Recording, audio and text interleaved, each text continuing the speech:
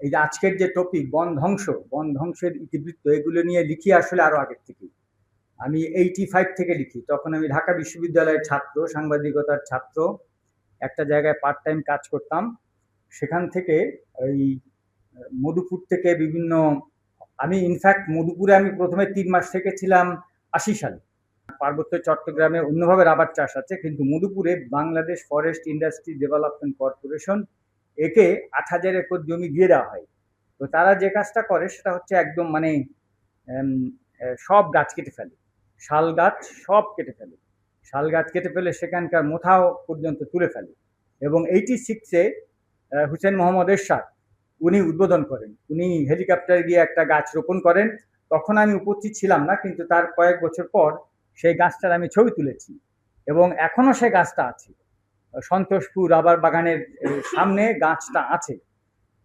এখন এসে আমি আপনার অনেকগুলো লেখা ডেইলি স্টারে লিখেছি যে rubber death sentence to natural forest, death sentence to forest, এরকম একটা লেখা আপনারা ডেইলি স্টারে পাবেন। আর একটা বই আমি পড়েছি, seeds of wealth, 4 plant that made man rich. Rubber যদি না থাকতো, তাহলে রাবারের যে কষ, সে কষ যদি আমরা না পেতাম, তাহলে কিন্তু এই যে আকাশে যে প্লেন উঠেছে আপনার চাকার উপর ভর করে, সেটা উঠতে হয়তো আরো 50 বছর বা 100 বছর অপেক্ষা করতে হতো। এবং এটা হচ্ছে অ্যামাজনের একটা গাছ, রাবার গাছ অ্যামাজনে হয় এবং 1 একর জমির মধ্যে ম্যাক্সিমাম 2টো গাছ থাকে। এবং সেখানে যারা ওখানকার আদিবাসী, তারা রাবার ট্যাপিং করে, রাবারের কষ সংগ্রহ করে। তো রাবারের কষ সংগ্রহ করে তারা বিভিন্নভাবে এটা ব্যবহার করত। যেটা একজন ব্রিটিশ যা যখন কলোনাইজ করে, ওখানে তারা অ্যামাজন এক্সপ্লোর করে, তখন একজন ব্রিটিশ যাজক উনি ওই রাবার দেখে যে বাচ্চারা কিছু একটা খেলছে, গোল গোল কিছু একটা খেলছে, তখন উনি ওটা দেখেন যে একটা গাছের কষ থেকে ওটা বানানো হয়েছে। তখন উনি ওই ওই বল জাতীয় বা রাবারের কষ ইংল্যান্ডে নিয়ে আসেন এবং সেখানে আপনার ল্যাবে সেটা পরীক্ষা হয়। এবং এই যে যে রাবার প্রোডাক্টস, পৃথিবীতে বোধহয় 6,000 রাবার প্রোডাক্ট আছে, তার মধ্যে একটা হচ্ছে প্লেনের চাকা। এবং এই রাবার গাছ যদি আবিষ্কার না হতো, তাহলে তো আপনার আকাশে প্লেন উঠতে সিনথেটিক রাবার কবে আবিষ্কার হবে এবং মানুষের শরীরে সংস্পর্শে আসে এরকম প্রোডাক্টও আপনার রাবার থেকে বানানো হয়। কাজেই রাবার গাছটা খুব মূল্যবান গাছ। এবং এই 4টা গাছের একটা গাছ, আর 3টে গাছের মধ্যে একটা হচ্ছে টোবাকো, তামাক গাছ। তামাক গাছ কিন্তু পৃথিবীতে আছে 60+ প্রজাতি, এবং কোন কোন তামাক গাছ এত বেশি বিষাক্ত, তার সংস্পর্শে এলে আপনি মারা যাবেন। এই 60+ প্রজাতি থেকে একটা মাত্র তামাক, যেটা আমরা ইনহেল করি বা এই যে মানুষে গুল হিসেবে খায়। সিগারেটের দাম আপনি যতই বাড়ান, মানুষ যতই কম আপনার সিগারেট সেবন করুক, কিন্তু সিগারেট বিক্রি কিন্তু দিন দিন আপনার বেড়েই চলেছে। একটা হচ্ছে রাবার, একটা হচ্ছে তামাক, একটা হচ্ছে বাইন, আর একটা হচ্ছে টিম্বার একটা গাছ না, কিন্তু আপনি যদি কানাডাতে এখনো যান, আমি একটা কানাডার জঙ্গলে গিয়েছিলাম, সেটা হচ্ছে যে ব্রিটিশ কলাম্বিয়া, সেখানে এখনো 60 মিলিয়ন হেক্টর আপনার প্রিস্টিন ফরেস্ট আছে। এটা আমি বেশ কয়েক বছর আগে গিয়েছি। এবং 60 মিলিয়ন হেক্টর মানে হচ্ছে বাংলাদেশ যদি 14 মিলিয়ন হেক্টর হয়, আমরা 14+ মিলিয়ন হেক্টর, তাহলে আপনি দেখেন বাংলাদেশের মতো 5টা, বাংলাদেশ যতটুকু আমাদের আয়তনে তার 5 গুণ একটা জায়গায় ফরেস্ট আছে।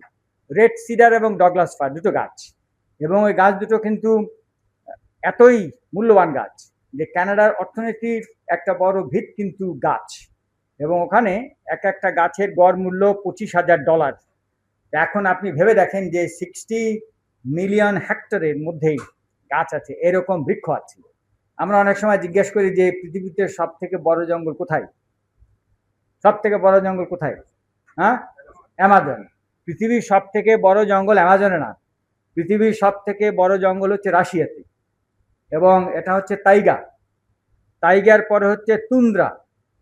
কিন্তু আপনার তৈগা বা তাইগা এটা আপনার রাশিয়ার একদম সাইবেরিয়া থেকে শুরু করে এদিকে আপনার সুইডেন, ফিনল্যান্ড এই পর্যন্ত।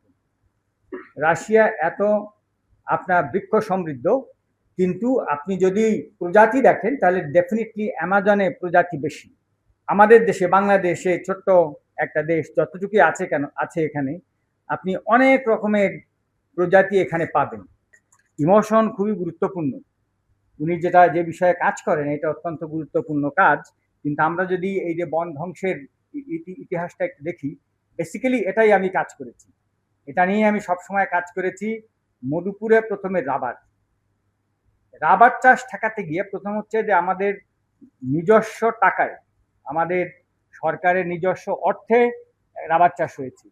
তারপরে একটা হঠাৎ করে আমি যখন এনগেজড হই তখন এশীয় উন্নয়ন ব্যাংকের একটা project, second rubber development project, এটা আপনার হবে এবং প্রজেক্টটা পাইপলাইনে ঢুকে গেছে।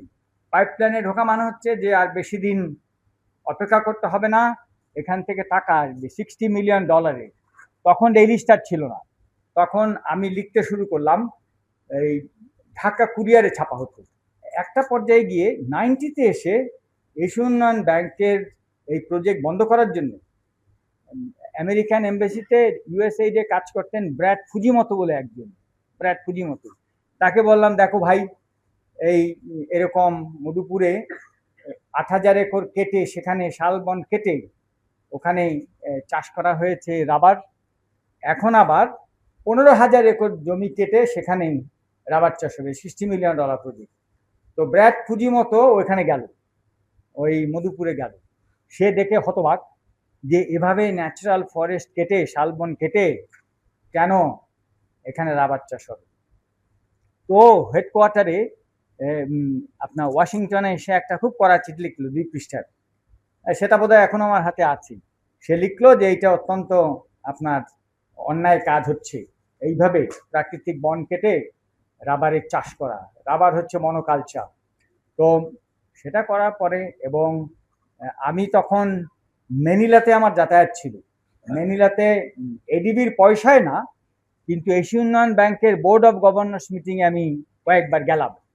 তো সেখানে আপনার প্রেসিডেন্ট সাতো, তাকে বললাম যে এইভাবে, তখন এইভাবে মধুপুরের আপনার প্রাকৃতিক বন কেটে রাবার, তখন আমি চিটাগাং হিল ট্র্যাক্টের কথা জানতাম না। তো একটা পর্যায়ে ব্র্যাড ফুজিমতো, ওই প্রেসিডেন্ট সাতো, উনি সিদ্ধান্ত, উনি ইন্টারফেয়ার করলেন এবং বললেন, না, আমরা এই প্রজেক্ট করতে পারবো না। Project goat into pipeline. তারপরে সেই প্রজেক্ট বন্ধ হয়ে যায়। আমার উপরে আপনার সরকারি দল প্রচন্ড ক্ষিপ্ত হয়। 90, 91, 92 এরকম সময়ে তারা খুব ক্ষিপ্ত হয় যে এরকম হঠাৎ করে $60 মিলিয়ন বন্ধ হয়ে গেল। তারপর আমার যে সিনিয়র সাংবাদিক 4 বন্ধু, তারা আমার উপর খুব ক্ষিপ্ত হয়ে গেল। কারণ হচ্ছে পার্বত্য চট্টগ্রামে ওনাদের একটা বড় জমি আছে, ওনারা যে কোনো ভাবে পেয়েছে। আপনারা জানেন যে পার্বত্য চট্টগ্রামে আপনার এরশাদ সময় বোধহয় জেলা পরিষদের পক্ষ থেকে ওই 25 একরের করে প্লট দেওয়া হলো। কিন্তু যারা বিশেষভাবে আপনার তখন ওই গোয়েন্দা সংস্থার সাথে বিশেষভাবে কানেক্টেড, তারা অনেক সময় 100 একর, 500 একর, ওই 4 জন পেয়েছে 1200 একর।